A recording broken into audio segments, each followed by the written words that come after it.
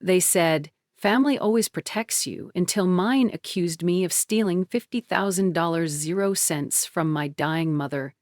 Madeline Hartley was the daughter who always showed up until the day her family shut the door on her, armed with lies and silence.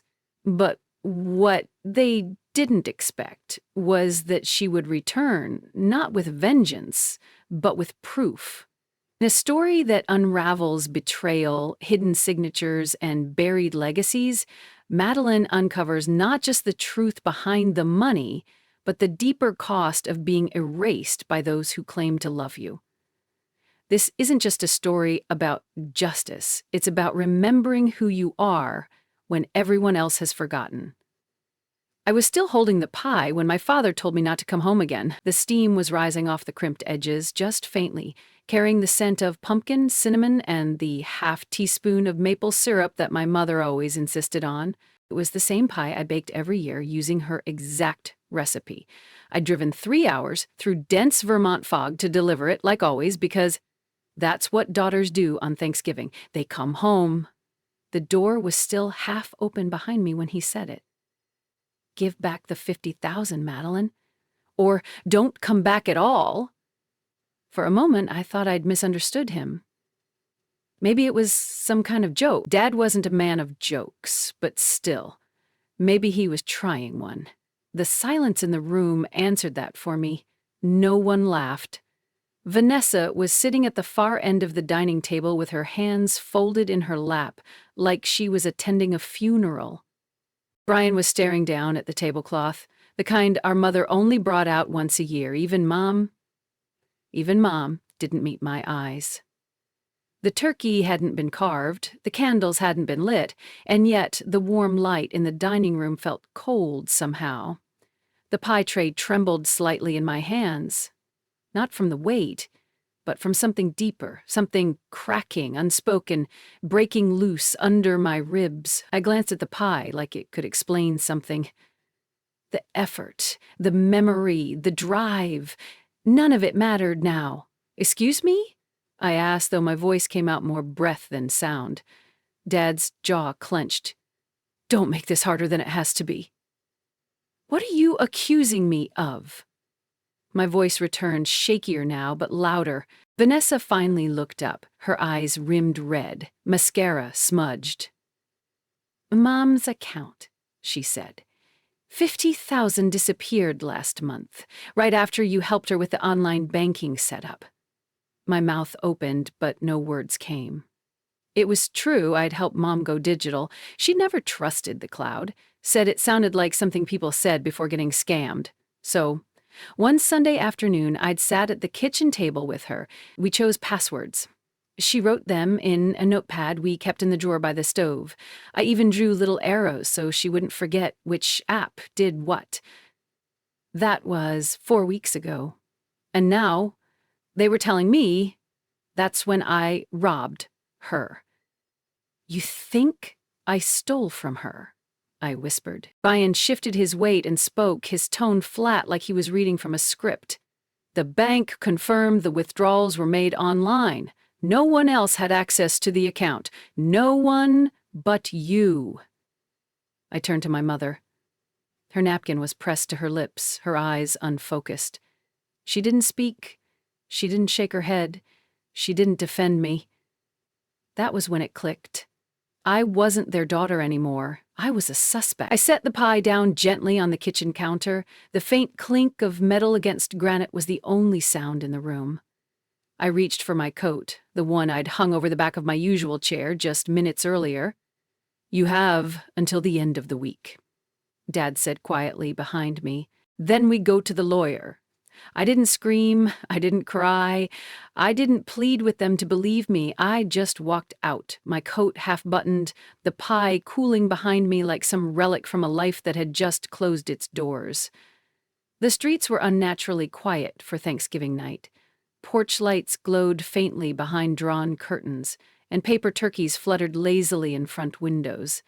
Somewhere in the distance, a dog barked once, then fell silent. I drove without thinking, the steering wheel cold beneath my fingers. My coat was still undone, one button hanging awkwardly as the heater hummed softly, trying and failing to warm the air inside the car, or the space inside my chest. I passed the same gas station I always stopped at when coming home, the same road signs. The same billboard offering warm pie, hot coffee, good company, a lie, all of it. Instead of heading back to Boston, I pulled into the small roadside motel I'd driven by 100 times but never had reason to notice.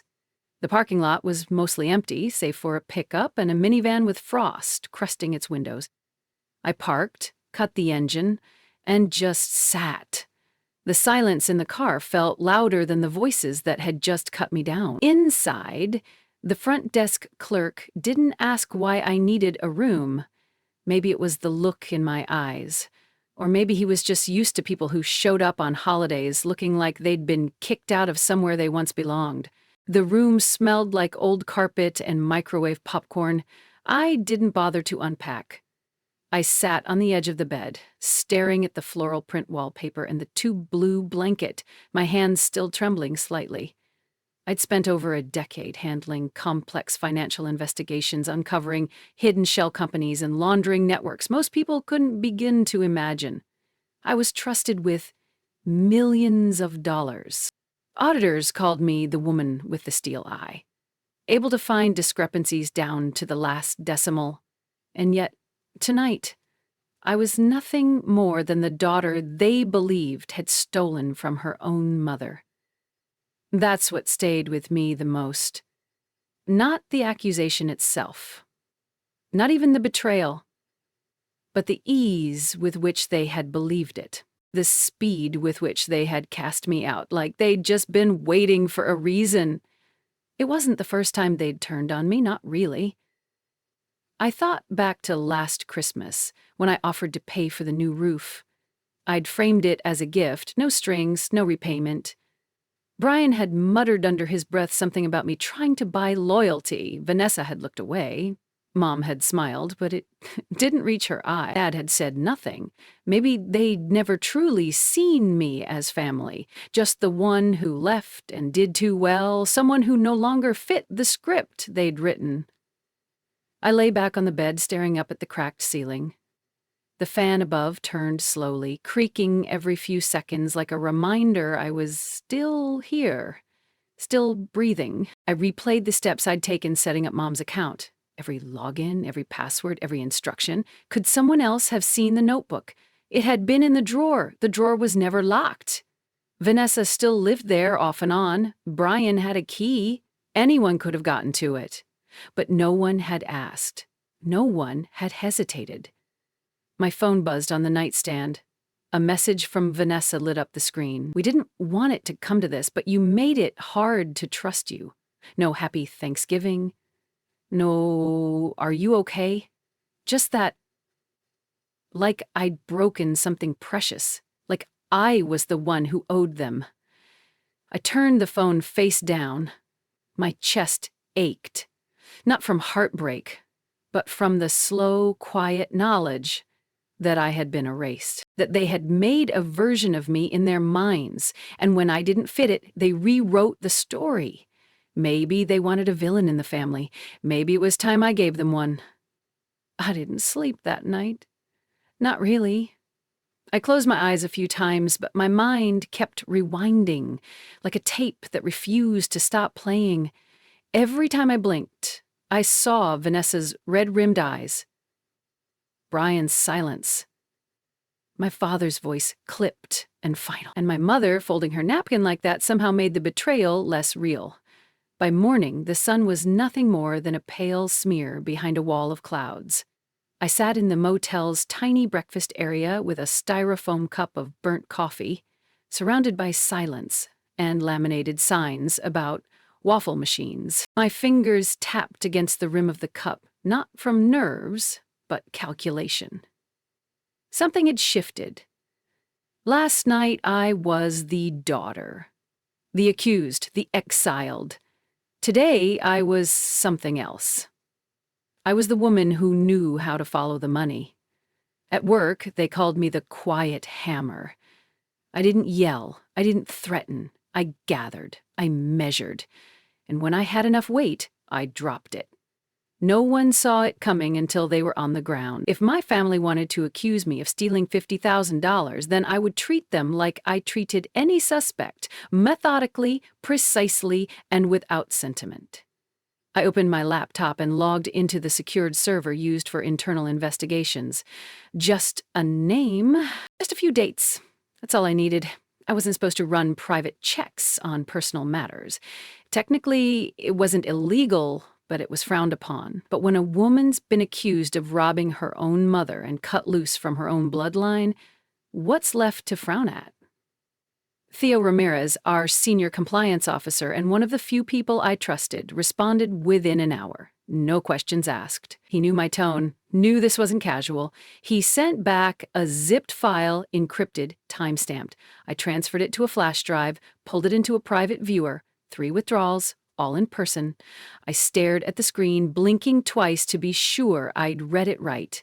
Not online, not digital, in person. Each withdrawal spaced 5 days apart. $20,000, 0 cents. Then $15,000, 0 cents. Then another $15,000, 0 cents. All made at the Greenwell Mutual Bank branch in Middlebury. My mother's branch, but not from her hand.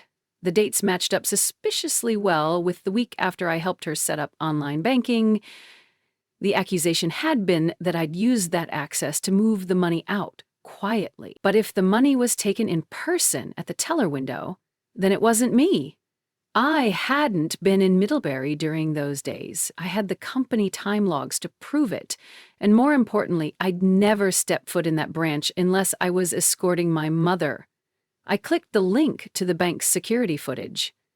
Theo had pulled the videos directly from the internal fraud department's archive. They weren't high resolution, but they didn't need to be.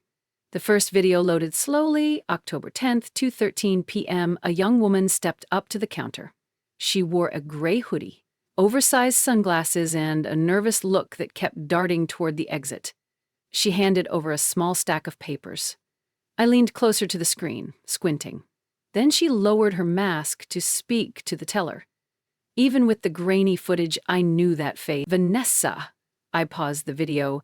The timestamp blinked in the corner. The teller nodded as Vanessa signed a form, her handwriting as familiar as the birthday cards she used to make me when we were children. She was fidgeting, tapping her fingers, almost like she was waiting to be caught, and couldn't believe she wasn't. I exhaled slowly, dragging a hand across my face. They hadn't just assumed I'd stolen the money. They'd set it up so I'd look guilty if anyone went digging. And worst of all, they had counted on me not digging at all. I watched the second video with my hands still. October 15th, 11:42 a.m., same branch. This time no hoodie, no sunglasses.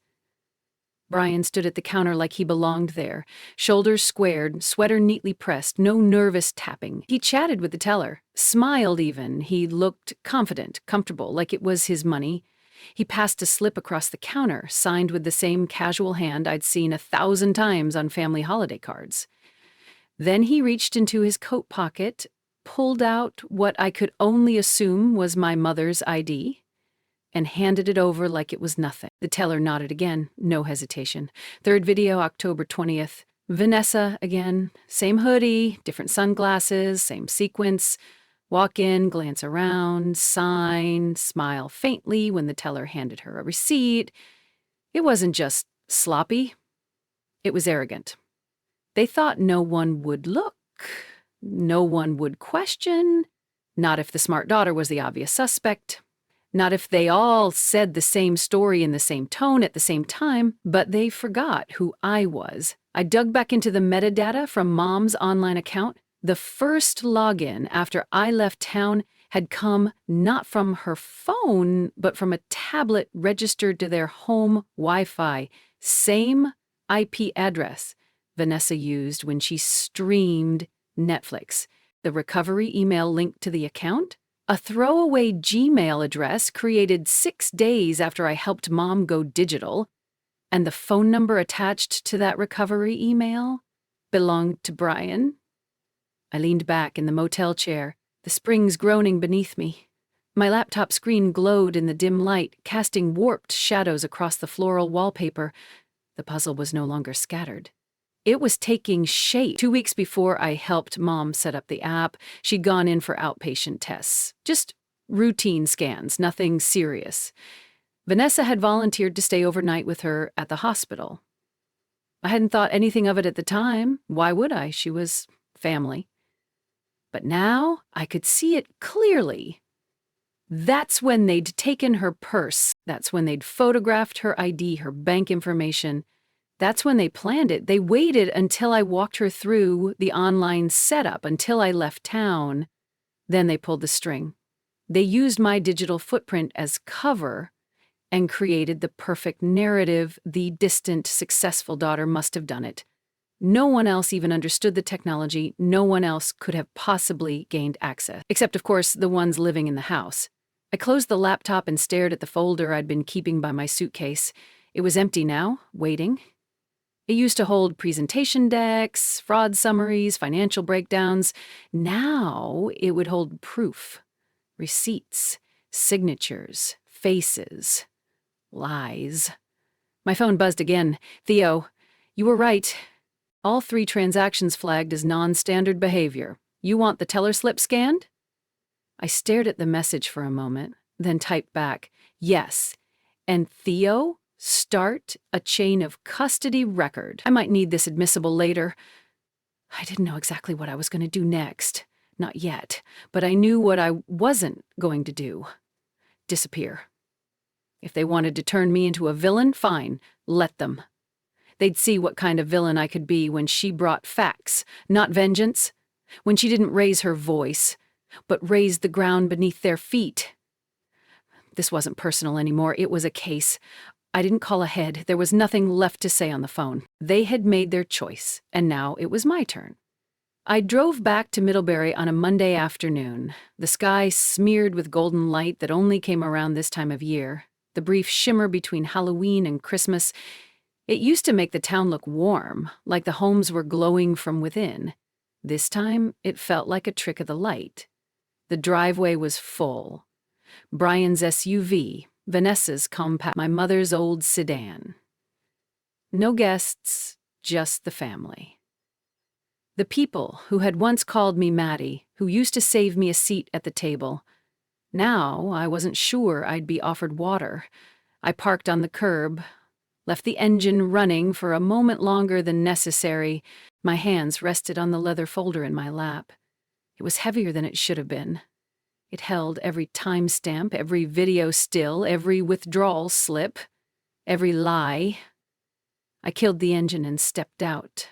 The wind had a bite to it, but I barely felt it as I walked up the steps and opened the door without knocking. The lock hadn't changed. Of course it hadn't. Why would they bother guarding the door from someone they thought they'd already... Inside, the scent of chicken broth and rosemary lingered in the air. The kitchen lights were on, casting a soft glow over the tile and polished wood. I could hear the faint sound of silverware clinking. Quiet laughter. Vanessa's, probably? It was high and sharp, the kind that could slice through a memory without warning. I followed the sounds until I reached the kitchen. There they were. Vanessa was perched on the counter with a coffee mug in hand, legs swinging like she was 13 again. Brian leaned against the fridge, arms crossed, casual as ever. My mother stood at the sink, drying a dish slowly, as if each motion required great thought. My father stood over the stove, stirring something in a pot, his back to me. They all turned as I entered. No one spoke. I walked past them to the kitchen island and placed the black folder right in the center, on the same surface where we used to roll out cookie dough and decorate it with clumsy icing. This wasn't that kind of gathering. I flipped the folder open. You believed I stole from Mom, I said, my voice quiet but unwavering. Let me show you what actually happened. I pulled the first photo from the folder and laid it flat. It was a grainy still from the bank's surveillance video, Vanessa standing at the teller's counter in a hoodie and sunglasses. head slightly turned, hand signing a slip. October 10th, Greenwell Mutual, $20,000, I said. Vanessa froze. Her legs stopped swinging. The mug in her hand suddenly seemed like dead weight. I pulled out the second photo. Brian, in a navy sweater, mid-smile, holding out what looked like Mom's ID. October 15th, 15,000. I didn't raise my voice. I didn't need to. The photos spoke for me. My mother reached for the edge of the counter to steady herself.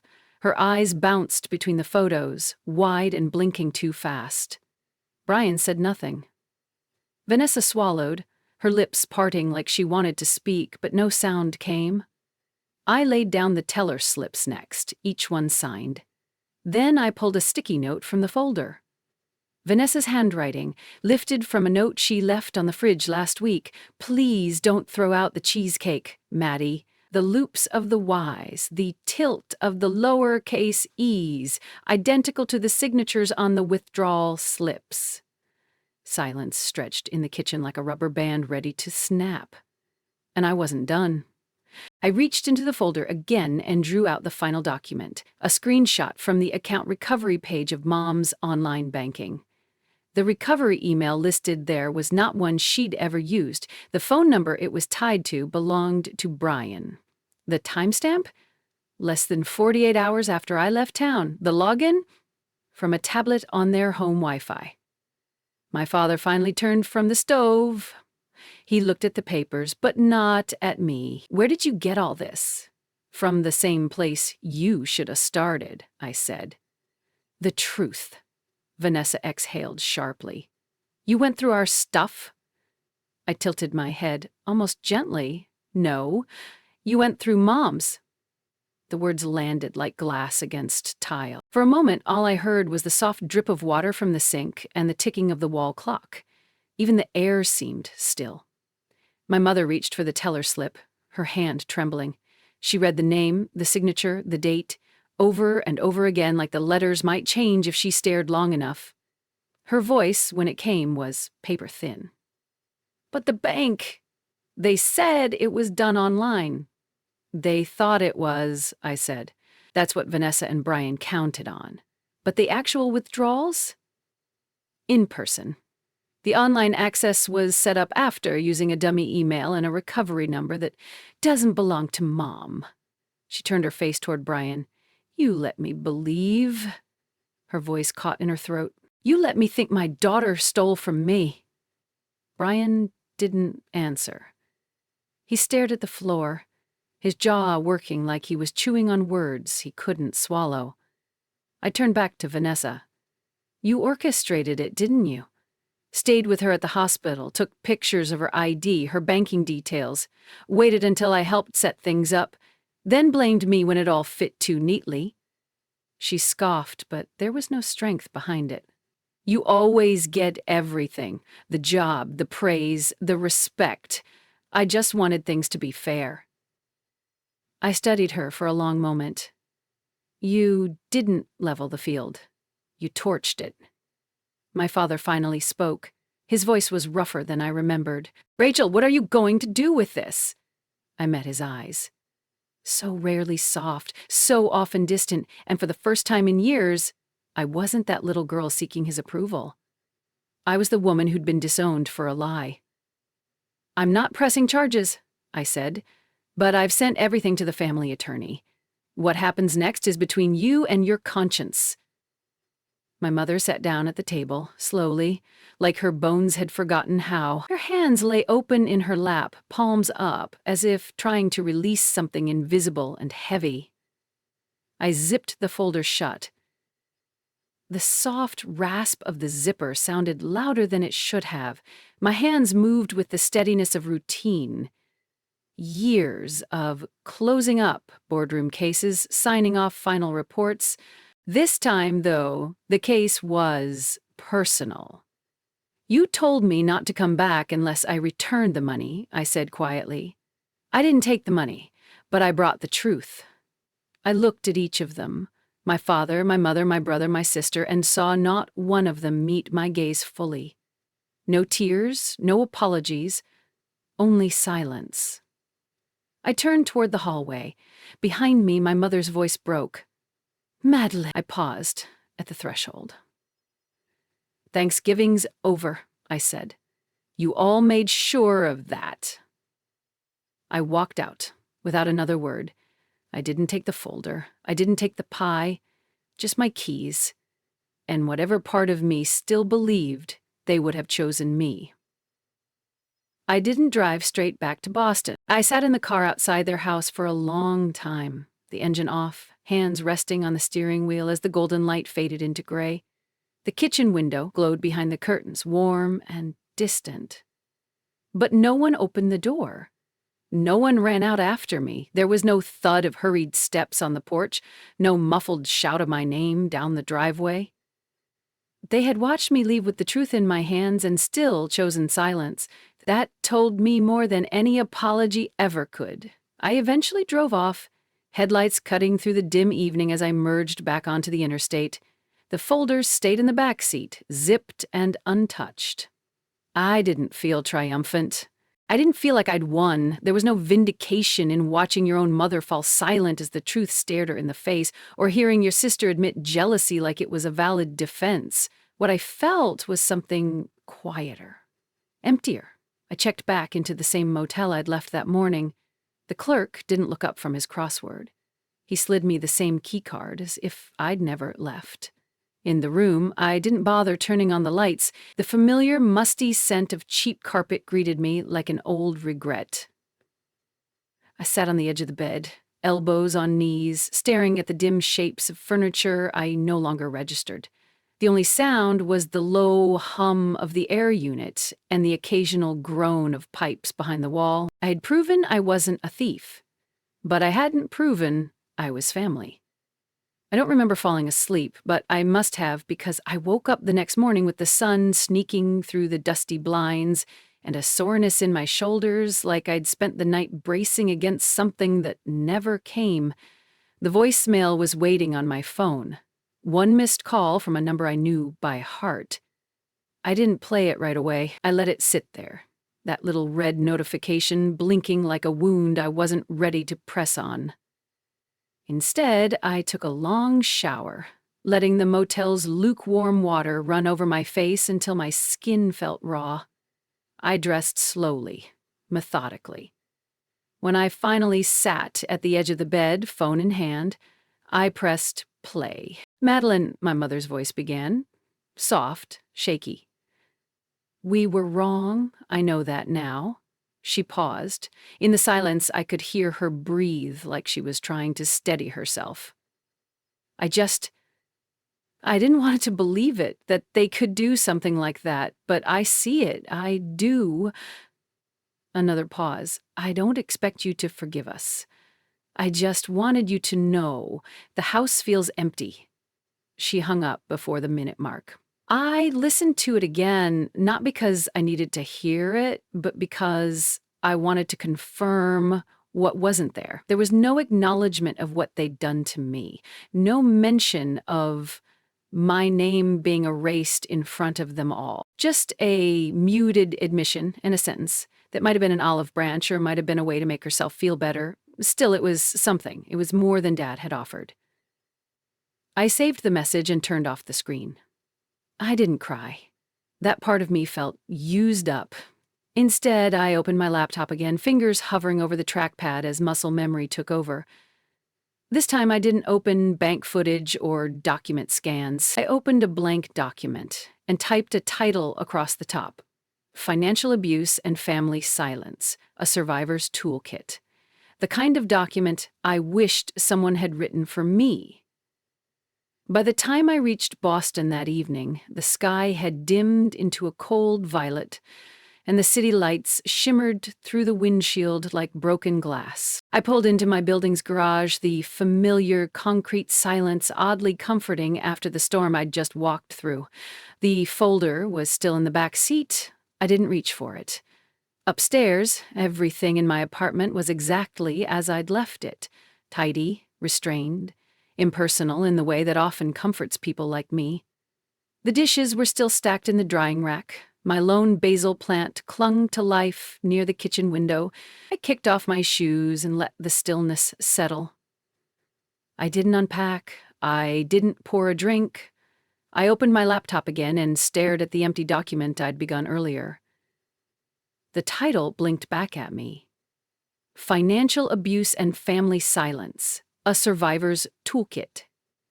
The words felt a little too grand for what I was trying to do, but I didn't delete them. Instead, I opened a second window and pulled up an old email from Theo, the one about the nonprofit pilot project aimed at financial literacy for vulnerable adults. I'd skimmed it months ago and flagged it for later. Now it felt urgent in a way I hadn't expected. I typed out a reply. Short, direct, I'm in, tell me where to start. And then, without planning to, I attached the 3 teller slips. I didn't know why. Maybe I wanted a record. Maybe I needed someone else to see the truth and know it lived outside that kitchen, beyond those bloodlines. I hit send. I didn't sleep much that night. But when I did, it wasn't filled with accusations or betrayal. It was just quiet. Uncomplicated. 2 days later, my cousin Henry, my father's nephew, called. He still lived nearby and had always been more observant than he let on. I heard what happened, he said after a long pause. They're not saying much, but Vanessa moved out? Brian too. They're not talking to your mom. I didn't answer right away. He hesitated. She's not doing well. I'm not surprised. He keeps replaying the footage, he said quietly. On her phone. That frame of Vanessa. The signature. For a brief moment, I pictured my mother, alone in the kitchen, watching her daughter impersonate her. Signing forms, stealing memories. Why are you telling me this, Henry? Because I think you should know, he said. And because she doesn't have anyone left. I didn't reply, not because I didn't care, but because I didn't know what to do with that sentence. Not yet. That night, I returned to my routine. I went for a walk around the block, ordered dinner from the Thai place 2 streets down, and opened my notebook. The one with the soft leather cover and the faint scent of ink. The one I used when I needed to write something that wasn't for courtrooms or compliance officers. On the first page, I wrote, "Family doesn't always mean safety. Sometimes family is where the wound begins, and truth is the only thing that can cauterize it." Then I closed it, slowly, deliberately. The next morning, the sky outside my window was pale and flat. I brewed coffee, packed up the folder, and placed it in the drawer beneath my bookcase, beneath old tax returns and a copy of my mortgage. I didn't need to look at it again. Not because I'd forgotten, but because I remembered everything. And that would be enough. The folding chairs were mismatched, some wobbled, some squeaked, and one refused to sit flat on the tile no matter how many paper napkins I stuffed under its leg. But none of the women in the room seemed to mind. They were too focused on the whiteboard where I had written in thick, blocky letters, "How financial abuse happens at home." It was a community college classroom in Somerville, not far from the commuter rail. The walls were scuffed and the overhead lights buzzed faintly. But it felt real, grounded, the kind of space where things actually changed. The kind of space where people came not to impress, but to survive. I hadn't planned to teach, not really. When Theo first suggested I lead one of the pilot seminars for the new outreach project, I said no. Then, maybe, then yes, only if I didn't have to talk about my family. He didn't ask again. He just gave me a date, a room number, and the contact info for the program coordinator. Now, here I was, in front of 12 women, all over the age of 60, most of them widows or recently divorced. A few had adult children they no longer spoke to. Them carried purses with every document they owned as if expecting to be robbed at any moment. I didn't give them theory, I gave them tools. Always check your bank's withdrawal limits, I said. Most abusers don't take the money all at once, they space it out to avoid detection. 3 withdrawals, each just below the federal reporting threshold? That's not an accident. A woman in the second row nodded slowly, a pen poised over a notepad. Her name was Eleanor Jameson. She wore a red cardigan that swallowed her small frame and had a voice so soft I had to lean in when she spoke. "Does it still count as fraud?" she asked. "If it's your own son who took it?" The room held its breath. "Yes," I said, "it still counts." The silence that followed wasn't awkward, it was heavy, collective. The kind of silence that tells you you've hit a truth no one wanted to say aloud, but everyone needed to hear. After the session, Eleanor waited until everyone else had shuffled out. She stood near the window, one hand on the sill, the other clutching a folded piece of paper. "My son forged my name on 3 checks," she said quietly. "He said it was for medical bills. I only found out after he moved out." I didn't ask how much he'd taken." It didn't matter. What mattered was the look in her eyes, not just betrayal, but the deep, stunned ache of someone realizing trust can be weaponized. "I'm sorry," I said, and meant it. She gave me a sad little smile. "I wish I had a daughter like you." I smiled back, polite, professional, but something in her words slid under my ribs and lodged there. So did mine, I thought. Later that night, I walked home through the bitter air, my scarf pulled up to my chin. Boston shimmered like a frozen jewel under streetlights. My breath fogged in the cold, curling around me like ghosts I couldn't shake.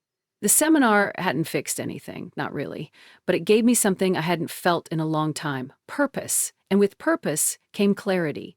There were still things left unfinished, threads I hadn't pulled, documents I hadn't reviewed, questions that still echoed in my mind long after the kitchen confrontation ended. Like how my name was removed from my grandfather's trust, and who had the authority to do it. The next morning, I woke earlier than usual. Not from a nightmare, not from noise, just instinct. That feeling I used to get before a breakthrough in an audit file. A subtle pull. Like the pieces were close to clicking, but one was still missing. I poured myself a cup of coffee, left it untouched on the kitchen counter, and sat down at my desk. The early light filtered through the blinds, casting pale stripes across the folder I hadn't opened in days. This time, I opened it, not to relive anything, but to finish what I'd started. I went straight to the copy of my grandfather's trust, the one I'd scanned years ago and never thought I'd need again. The printed line that had once listed my name among the beneficiaries now had a single, clean strike through it. At the bottom, a signature, Edward Hartley. My father. He'd signed the amendment in January of 2002, 2 weeks after my grandfather died. I flipped through the pages, searching for the required witness signatures. 2 names, one was our family's longtime attorney, now retired, the other was unfamiliar, Melissa Grant. I scribbled it on a notepad and began searching through state bar directories and probate filings. It didn't take long. She'd worked as a notary for a small law office in Middlebury back then. Her credentials had lapsed in 2005, but her name came up again in an archive directory listing, current contact, listed under a retirement home outside of Barrie. I stared at the address, fingers drumming lightly against the desk. I could have let it go. I had enough. I had the videos, the teller slips, the metadata. But this wasn't just about the $50,000 anymore. It wasn't just about being erased from a family holiday. They had erased me from legacy, from memory, from blood. And they had done it long before Vanessa forged a signature or Brian laughed with a teller. I printed the document and slid it into a new folder, labeled it in quiet black ink, Trust, Revocation, Inquiry. No anger, no underlining, just intent. Later that afternoon, I sent a message to Theo. "Do you know anyone who still does private probate consulting?" Quietly. He replied within minutes. Yeah, I'll send you Michael Geller's info. Ex-judge, smart, discreet. By sundown, I had a Zoom appointment set for Friday. That night, I walked the long way home from the corner store, passing under the bare trees lining Tremont Street. A light dusting of snow had begun to fall, soft and soundless. I tilted my head back and let the flakes land on my cheeks, cold and clean. When I got home, I found a manila envelope slipped under my door. No return address, no markings. Inside, a single sheet of paper, a scanned copy of the original trust from 1997, my name clearly printed, no strike-through, and a handwritten note clipped to the top. You were never supposed to be cut out. Someone lied. No signature, just a line of ink slanted slightly left. I read it twice, heart beating steady, not with fear, but recognition. Someone else knew. Someone who had kept a piece of the truth in a drawer for years, and now they were giving it back to me. Quietly. Deliberately. As if to say, you were never forgotten, you were removed. There's a difference. There was no pie this year, no turkey either, just a butternut squash soup simmering on the stove, a loaf of sourdough I'd picked up from a bakery in Cambridge, and a bottle of Pinot Noir breathing on the counter. My dining table, usually empty except for mail and work files, had been cleared and dressed, with a linen runner and 6 mismatched place settings. The chairs didn't match, neither did the people who would be sitting in them. And that was the point. For the first time in my life, I had chosen my Thanksgiving guest list. Eleanor arrived first, wrapped in a forest green shawl, carrying a tin of almond cookies and a small paper-wrapped package she insisted was just a little something. Behind her came Theo, who brought sparkling cider and a playlist of soft jazz. Then came 2 women from my seminar group, Judith and Clara, followed by Robert, a retired tax advisor who'd helped me cross-check the inheritance loophole that Vanessa had tried to exploit. We sat, we passed bowls, we poured drinks. No one mentioned the word family. No one asked why there weren't photos on the wall or stories about childhood traditions. Instead, we talked about cities we wanted to visit, music we'd discovered too late, and the strange comfort of soup on cold days. It wasn't festive in the traditional sense. There were no paper turkeys, no centerpiece, no tension over who carved the bird. But there was laughter, there was warmth, there was a quiet kind of togetherness that didn't demand anything of me. I didn't have to defend myself. I didn't have to be the strong one, or the quiet one, or the invisible one. I just had to be. After dinner, as the others helped clear plates and Eleanor claimed dominion over my dishwasher, I stepped into the hallway to check the mailbox. It was habit more than anything else. Bills, flyers, a folded note in a cream envelope. My name was handwritten in block letters across the front. Madeline Hartley. No return address. I opened it standing right there, the hallway lights humming overhead. Inside was a single-page letter, my mother's handwriting. I'm sorry. I watched the videos again, not because I didn't believe you, but because I needed to believe them a little less. I see it now. I let them do it. I let them fill the silence I left when I stopped defending you. They're gone. They left the house 2 weeks ago. I didn't ask them to stay. I haven't been to church since you walked out that night. It felt wrong to sit there and pretend I had faith when I had none in my own child. I miss you. I miss who we were before money, before jealousy, before fear. I don't ask for you to come back. I just want you to know that if you ever do, the door is unlocked. There was no signature, just the initials M.H. at the bottom, as if she wasn't sure she had the right to write Mom. I folded the letter slowly and slipped it back into the envelope. I didn't cry, but my hand rested on the mailbox door a moment longer than necessary before I pushed it shut. Inside, someone turned up the jazz, and Theo's voice called out, "Madeline, are you hiding the dessert?" "No," I called back, just savoring the quiet, and I was, because this time it wasn't lonely. It was mine. The guests lingered longer than I expected. Eleanor recounted a story about accidentally wiring money to her dentist's dog walker, which somehow spiraled into a debate about the ethics of tipping your building superintendent during inflation. Clara brought out a deck of cards and challenged Theo to a game of gin rummy. Someone found the wine again. The evening stretched like warm taffy, slow, sweet, and unhurried.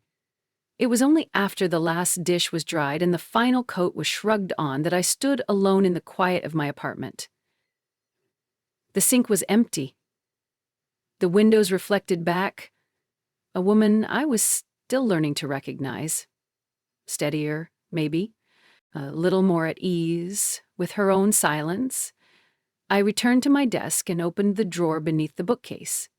The black folder was still there, sandwiched between old tax returns and a faded lease agreement from my first studio apartment. I didn't open it. I simply moved it farther back, behind a copy of The Audacity of Hope and an outdated Boston zoning manual. It was still there. I just didn't need it to be close anymore. I sat, exhaled, and thought about what I wanted to do next, not out of spite, but from clarity. The following morning, I filed the paperwork to officially register the Hartley Project as a nonprofit. Theo had already helped draft the Articles of Incorporation. Eleanor had agreed to sit on the board. Our mission was clear: educate older adults about financial coercion, provide legal resources to those too ashamed to ask for help, and create a digital trail before someone else could erase their identity. We weren't building an empire, we were building armor. A week passed. Then the call came. I was elbow-deep in spreadsheets when my phone buzzed with a voicemail from an unfamiliar Vermont area code. I didn't recognize the number, but I recognized the voice. Mrs. Hartley? This is Matt Alvarez from Sandridge Storage. We were cleaning out an old unit your grandfather, Edward Hartley, rented back in '97. Lease expired recently, and we ran the name. Your name was listed on a document we found inside. We'd like you to come take a look. He left an address. I played the message twice, just to be sure. I hadn't known my grandfather kept a storage unit. The next Saturday, I drove back to Vermont, not to the house on Oak Hollow Lane, but to a squat gravel lot facility nestled behind a shuttered feed store. The manager, a thin man in his 60s with nicotine-stained fingers, led me to a rusted unit marked 23. Inside was dust and silence and a single cedar chest. It wasn't locked. Inside were 3 items: a stack of handwritten letters, a bound copy of my grandfather's original trust, dated, notarized, and signed with my name still intact, and a cassette tape. A post-it was stuck to the case of the tape. If she ever forgets who she is, remind her. There was no signature, just my grandfather's initials, carved faintly into the corner of the wooden lid. I didn't play the tape right away. I didn't open the letters. I sat there in the cold hush of the storage unit and let the past settle around me like dust. I had gone looking for answers. What I found instead was something quieter, but just as powerful. Proof that someone had seen me clearly even when the rest of the family didn't. Legacy isn't what's written in the will, it's what survives you, and I was still here. Thank you for staying with Madeline's story until the very end. If you've made it here, it means something in her journey spoke to you, and for that, I'm truly grateful. This isn't just a story about money. It's about erasure. About what it means to be told, often quietly and sometimes cruelly, that you don't belong not because of what you did, but because of what others wanted to believe. It's about how family, the place we're told is supposed to love us unconditionally, can sometimes be the first place that betrays us, and how healing doesn't always come from forgiveness, but from reclaiming truth on your own terms. Madeline Hartley may be fictional, but her pain is real for far too many. She represents the daughters pushed aside because they succeeded too much, the sisters blamed for the silence of others, the women who show up with receipts while the world calls them bitter. She also represents resilience, The quiet kind, the kind that doesn't scream, but walks back in with facts and dignity intact. To anyone watching this who has ever been disbelieved, dismissed, or deliberately left out of the narrative, you're not alone. And you are not what they said you were. Your story matters, even if they tried to erase it. Thanksgiving might never be the same for Madeline, but she built a new table, one where truth had a seat, one where no one had to earn their worth by staying silent. And maybe that's what this story is really about. Not revenge, but restoration. Not returning home, but redefining it. If this story moved you, we invite you to share it with someone who needs a reminder that being the black sheep doesn't mean you're broken. Sometimes it means you saw the fire first. And if you are Madeline or someone like her, remember, you were never forgotten, you were removed. There's a difference. And now the story is yours again. Thank you for listening. The Storyteller.